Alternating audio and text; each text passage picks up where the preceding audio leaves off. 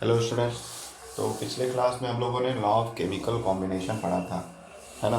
तो law of chemical combination में दो पार्ट्स थे, law of conservation of mass और लॉ ऑफ कांस्टेंट प्रोपोर्शन, जो जो एंटोनी लेवोशियर और जोसेफ प्राउस्ट नाम के साइंटिस्टों ने दिया था। और ये सारे जो लॉ थे उसका अल्टीमेट मीनिंग वही था जो पहले के फिलोसफर बोल के गए थे, या जो उनका फिलॉसफी था, जो उनका ओपिनियन था कि कोई भी मैटर जो होता है वो एटम से कंबाइंड होकर बनता है। तो उसी को जस्टिफाई किया था इस लॉ ने, जो लेवोशियर और प्राउस्ट ने दिया था। लेकिन लेवोशियर और प्राउस्ट ने जो भी लॉ दिए, दो लॉ दिए, उससे भी सारी चीज़ें क्लियर नहीं हुई। तो उसको और अच्छे से एलेबरेट किया जॉन डाल्टन ने, है ना। तो इसलिए जॉन डाल्टन का जो एटॉमिक थ्योरी है वो बहुत ज़्यादा फेमस हुआ।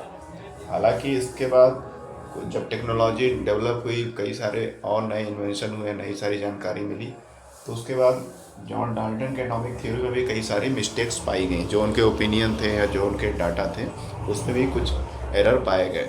बट उस समय के हिसाब से सारी जो चीज़ें थी काफ़ी एडवांस थी जो जॉन डाल्टन ने दी थी, है ना।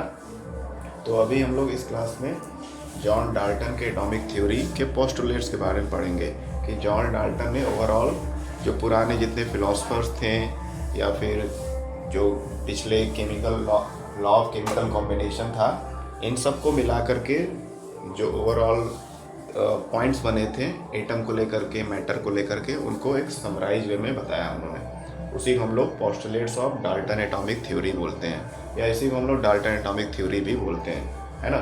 तो सबसे पहले उन्होंने क्या बताया, सबसे पहला पॉइंट क्या बताया उन्होंने, all matter is made up of tiny particles which are known as atom, है ना। तो कोई भी वस्तु हो, कोई भी मैटर हो, कोई भी पदार्थ हो, वो छोटे छोटे पार्टिकल्स से मिलकर बना होता है, और उन छोटे पार्टिकल्स को क्या बोलते हैं, एटम्स बोलते हैं। यहाँ पे मैंने कुछ पॉइंट्स को शॉर्ट में लिखा है, पूरा नहीं लिखा है, ये आपको समझने की बात है। समझ लेंगे तो आप अपने वर्ड्स में भी लिख सकते हैं। तो all matter is made up of tiny particle which are known as atom, यानी कोई भी पदार्थ होता है वो बहुत छोटे छोटे पार्टिकल से मिलकर बना होता है, और उसको हम लोग एटम बोलते हैं। ये एटम शब्द जो है ग्रीक फिलोसफर ने दिया था, इंडियन फिलोसफर ने तो इसको परमाणु नाम दिया था। तो ग्रीक फिलोसफर ने ये एटम शब्द का खोज किया था या शब्द दिया था, कॉइन किया था। उसी को यहाँ जॉन डाल्टन ने भी रिटेन किया है, उसी शब्द को लिया है कि छोटे छोटे पार्टिकल जिनसे मैटर बना रहता है उनको एटम बोलते हैं। ये सबसे पहला उनका पोस्टुलेट का स्टेटमेंट था, है ना, जो हम सभी जानते हैं, पहले के फिलोसफर भी बोलते आ रहे हैं कि सबसे छोटा जो सूक्ष्म तत्व है उसी से मैटर बना होता है और उसको परमाणु या एटम बोलते हैं। दूसरा उनका जो पोस्टुलेट का स्टेटमेंट है, atoms are individual particles.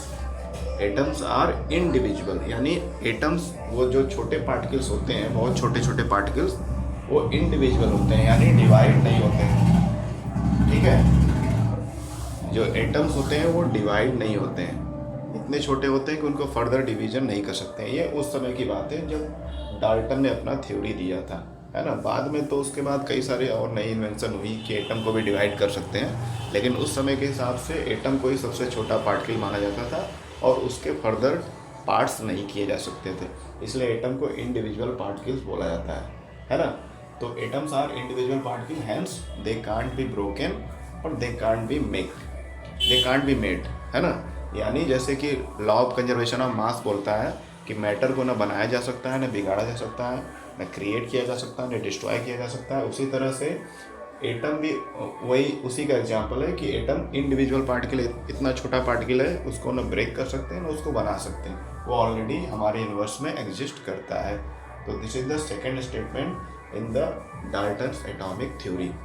Third पे आते हैं, atoms of a given element are identical in mass and chemical properties, है ना।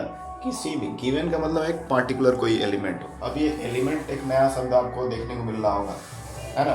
तो इसको थोड़ा समझ लेते हैं, क्या है ये एलिमेंट। एलिमेंट, एटम, दोनों अगर देखा जाए तो अल्टीमेटली दोनों सिनोनिम्स है, दोनों का अर्थ एक ऑलमोस्ट एक जैसा ही है ना। एलिमेंट और एटम्स सेम ही होते हैं। बस ये एलिमेंट का अगर शुद्ध हिंदी में शब्द का मतलब देखें तो उसका मतलब होता है तत्व।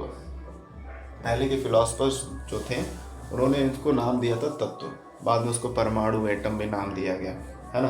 तो तत्व का मतलब होता है कोई भी चीज़ होती है वो छोटे छोटे तत्वों से मिलकर बनती होती है, यानी कंपोनेंट्स, है ना। जैसे खाना बनाते हैं, जैसे खिचड़ी बनाए तो उसमें दाल चावल नमक मिर्च मसाला ये सब उसके कंपोनेंट हो गए, उसके तत्व हो गए, एलिमेंट्स हो गए, है ना। सिमिलरली मैटर का भी एक सबसे छोटा रूप होता है जिसको हम लोग एलिमेंट बोलते हैं, उसी को अल्टीमेटली एटम भी बोलते हैं। अगर साइंटिफिकली देखा जाए तो उसको एटम भी बोला जाता है। तो फिर ये एलिमेंट लिखने की क्या ज़रूरत है। एलिमेंट जो शब्द है ये पार्टिकुलरली केवल सिंबल के लिए यूज किया गया है ना। जो पीरियोडिक टेबल आप देखेंगे उसमें कई सारे एटम्स के सिंबल को यूज किया गया है, तो उनको डायरेक्टली हम लोग एटम ने बोल करके एलिमेंट बोलते हैं। कि ऑक्सीजन एलिमेंट है, ऑक्सीजन एलिमेंट का सिंबल O होता है, हाइड्रोजन एलिमेंट का सिंबल H होता है। तो oxygen element ultimately oxygen atom को ही डिनोट कर रहा है ना। तो समझ में आया बात कि एलिमेंट और एटम जो शब्द हैं दोनों ऑलमोस्ट इक्वल ही है, एक बराबर ही है। अगर थोड़ा सा डिफरेंस देखा जाए तो एलिमेंट का मतलब यही है कि एलिमेंट जो है वो एक उसका सिंबल है, एटम का एक सिंबल है, उसको हम लोग एलिमेंट नाम देते हैं, और कोई खास डिफरेंस नहीं है। ठीक है, तो एलिमेंट और एटम में मतलब समझ में आ गया। अब इसको समझते हैं। तो क्या स्टेटमेंट है तीसरा, atom of a given element. किसी भी पार्टिकुलर एलिमेंट का, कोई भी एलिमेंट का अगर एटम है ना, किसी भी एलिमेंट का कोई एटम है, यानी ऑलमोस्ट सेम चीज़ें हैं। किसी सिंबल हम लोग लिख दिए, मान लीजिए हमने सिंबल लिख दिया ये S। तो S सिंबल किसका होता है, सल्फर का। ठीक है, तो ये S सिंबल क्या हो गया, S सल्फर का एलिमेंट का सिंबल हो गया। ठीक है, और इसको हम लोग सल्फर का एटम भी बोल सकते हैं। लेकिन एटम को ऐसा, एटम को तो सिंबल में केवल लिख नहीं सकते हैं, उसका तो इलेक्ट्रॉन होता है, प्रोटॉन होता है, बाकी स्ट्रक्चर भी होते हैं। तो सिंबल को केवल एलिमेंट बोलते हैं जब उसका पूरा डिस्क्राइब करते हैं, उसके इलेक्ट्रॉन प्रोटॉन बाकी चीज़ों को, उसको परफेक्ट स्ट्रक्चर बनाते हैं, देन उसको हम लोग एटम भी बोलते हैं। ऑलमोस्ट दोनों चीज़ें सिमिलर ही हैं, थोड़े से डिफरेंसेस हैं। तो यहाँ पे बोला है कोई एलिमेंट लिया हमने, कोई भी एलिमेंट लिया, कोई भी पीरियोडिक टेबल में जितने भी उस समय खोजे गए थे उसके हिसाब से डाल्टन एटॉमिक थ्योरी दी गई है, अभी के हिसाब से नहीं। अभी तो कई सारे उसमें मॉडिफिकेशन चेंजेस हुए हैं। ठीक है, तो क्या यहाँ पे हो रहा है कि किसी भी एलिमेंट का अगर एटम ले तो उसकी प्रॉपर्टी, उसका मास बराबर होगा, उसकी केमिकल प्रॉपर्टी बराबर होगी या सेम होगी, आइडेंटिकल होगी। ठीक है, मास और केमिकल प्रॉपर्टीज़ क्या होगी, आइडेंटिकल होगी, सेम होगी, है ना। जैसे मैंने सल्फर एलिमेंट लिया, सल्फर जैसे यहाँ मैंने लिखा, तो सल्फर एलिमेंट का प्रॉपर्टी सल्फर के एटम से मैच करेगा क्योंकि दोनों चीज़ें ऑलमोस्ट सेम है। ये मैंने केवल सल्फर का सिंबल लिख दिया, अब सल्फर का सिंबल लिख दिया, दैट मीन्स वो सल्फर एटम को डिनोट कर रहा है। तो सल्फर एलिमेंट का जो भी प्रॉपर्टी या मास होगा वो सल्फर एटम से बराबर ही होगा, एक जैसा ही होगा, है ना। तो वही बात यहाँ बताई जा रही है। कोई भी एलिमेंट हम लोग यहाँ पे ले सकते हैं, चाहे वो N4 नाइट्रोजन हो जाए, है ना। तो ये सारी चीज़ें आपको सिंबल, एटॉमिक मास वगैरह ये सारी चीज़ें आपको लर्न करनी पड़ेंगी। Ag हो गया तो ये सिल्वर का हो गया, है ना। इस तरह के तमाम एटम्स हैं और उनके एलिमेंटल सिंबल भी हैं। ठीक, तो कोई भी हमने एलिमेंट लिया, मान लीजिए नाइट्रोजन, तो नाइट्रोजन का जो मास होगा या नाइट्रोजन की जो केमिकल प्रॉपर्टी होगी नाइट्रोजन के एलिमेंट की, वो नाइट्रोजन के एटम से मैच करेगी। ठीक है, क्योंकि दोनों में कोई अंतर नहीं है। ये इन्होंने बोला था, डाल्टन ने बोला था। ठीक है, ये इनका थर्ड स्टेटमेंट था। फिर फोर्थ स्टेटमेंट में आते हैं, एटम्स ऑफ डिफरेंट एलिमेंट। अब यहाँ पे क्या आ गया, डिफरेंट एलिमेंट्स। यहाँ पे गिवन एलिमेंट था, गिवन मतलब एक पार्टिकुलर एलिमेंट की बात हो रही। हाइड्रोजन ले लिया, नाइट्रोजन ले लिया, ऑक्सीजन ले लिया, क्लोरीन कुछ भी ले लिया, एक पार्टिकुलर एलिमेंट लिया, तो उसका एलिमेंट का जो मास है वो केमिकल प्रॉपर्टी है किससे मैच करेगा, उसी के एटम से मैच करेगा। एक एलिमेंट मतलब एक एटम को डिनोट करता है। ठीक है, अब यहाँ पे अगले स्टेटमेंट में उन्होंने बोला कि different element are different in mass and chemical property. अगर हम लोग दो डिफरेंट एलिमेंट ले रहे हैं, यहाँ पे तो एक टाइम पे एक ही एलिमेंट की बात कर रहे थे। अब अगर हम लोगों ने बात किया, मान लीजिए एक हीलियम, ये He का सिंबल का मतलब होता है हीलियम एलिमेंट का या हीलियम एटम का, और एक मैंने नाइट्रोजन ले लिया। ठीक है, तो हीलियम का जो मास होता है वो 4 होता है, ये आपको लर्न करना पड़ेगा। नाइट्रोजन का मास होता है 14। ठीक है, और हीलियम में कितने इलेक्ट्रॉन होते हैं, 2 इलेक्ट्रॉन होते हैं। नाइट्रोजन में कितने इलेक्ट्रॉन होते हैं, 7 इलेक्ट्रॉन होते हैं। ठीक, ये आप धीरे धीरे सारी चीज़ें लर्न कर लेंगे। तो अब यहाँ पे देखिए पांचवा जो स्टेटमेंट है, 1 2 3 4, चौथा स्टेटमेंट, सॉरी, फोर्थ स्टेटमेंट में क्या बोला डाल्टन ने कि एटम्स ऑफ डिफरेंट एलिमेंट, दो हमने डिफरेंट एलिमेंट ले लिए। अब क्या हीलियम एलिमेंट का जो मास है और नाइट्रोजन एलिमेंट का जो मास है, क्या दोनों बराबर है? नहीं है ना।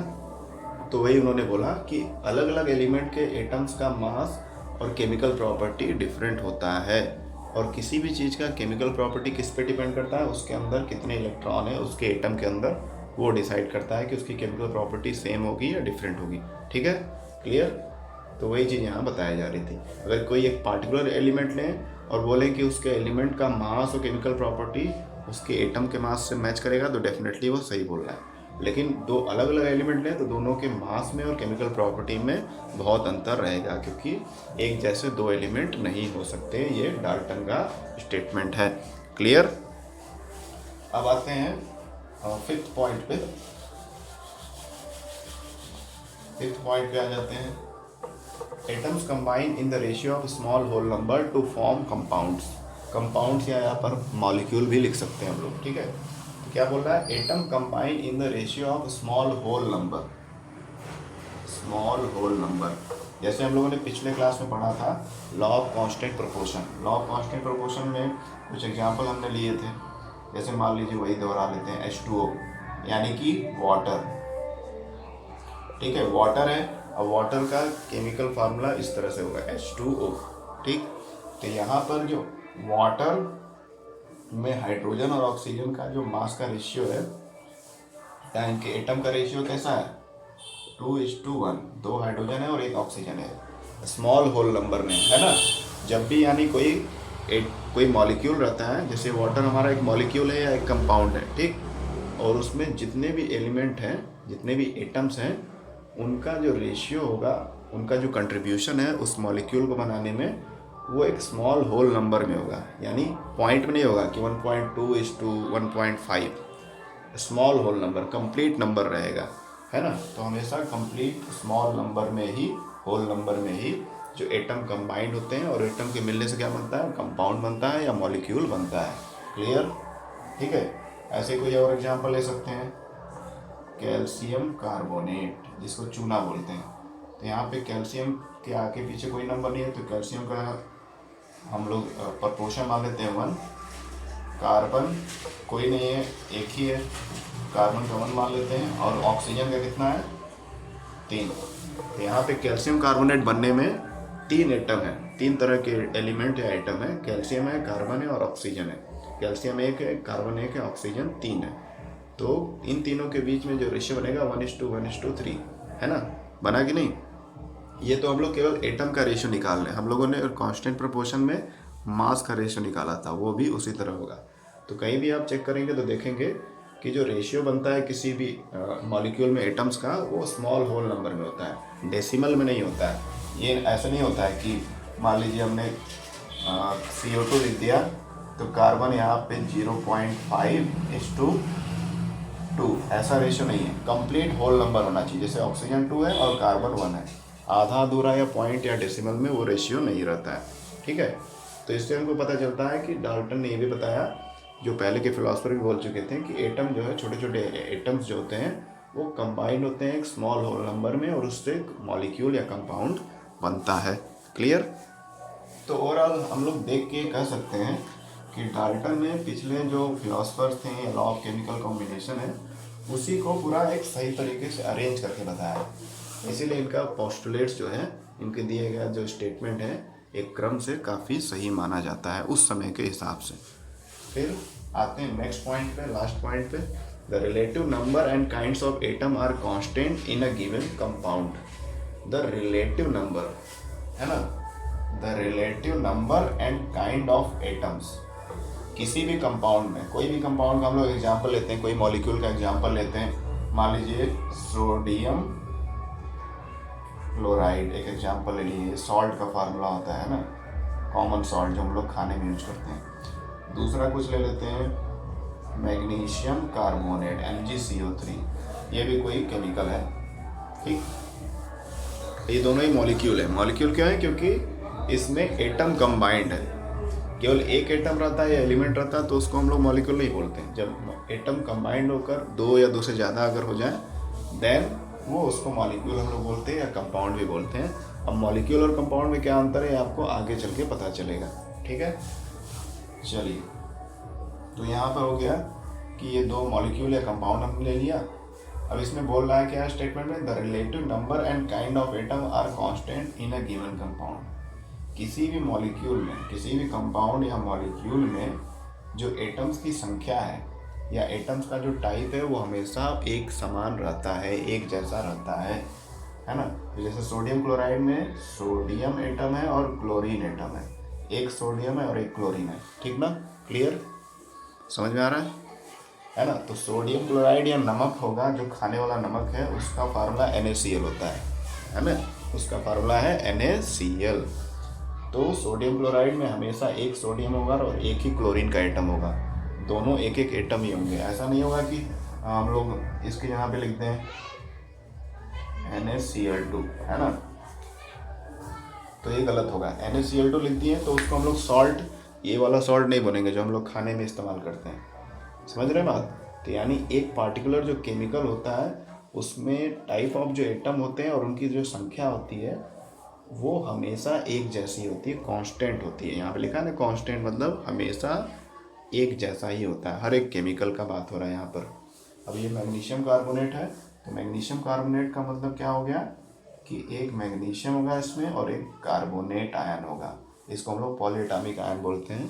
ये आप पढ़ेंगे इसी चैप्टर में या अगले चैप्टर में पढ़ेंगे, ठीक है। तो मैग्नीशियम कार्बोनेट में एक मैग्नीशियम का एटम होगा और एक कार्बोनेट आयन होगा, CO3 होगा, ठीक है। ये नहीं कि कार्बोनेट का हम लोग फोल्ड वाइज करते हैं या इसके नीचे 4 लेते हैं और इसको मैग्नीशियम कार्बोनेट बोले तो वो गलत हो जाएगा। यानी किसी भी कंपाउंड में जो नंबर ऑफ एटम है, एटम का जो नंबर है और एटम का जो टाइप है वो फिक्स रहता है, उसमें कोई चेंज नहीं होता है। यही इनका लास्ट स्टेटमेंट बोलता है, क्लियर। तो ये था हमारा डाल्टन का एटॉमिक थ्योरी और उसके पोस्टुलेट। आई होप आप लोगों को समझ में आ गया होगा। अब हम लोग अगले वीडियो में आगे के पॉइंट्स को पढ़ेंगे। Okay, thank you.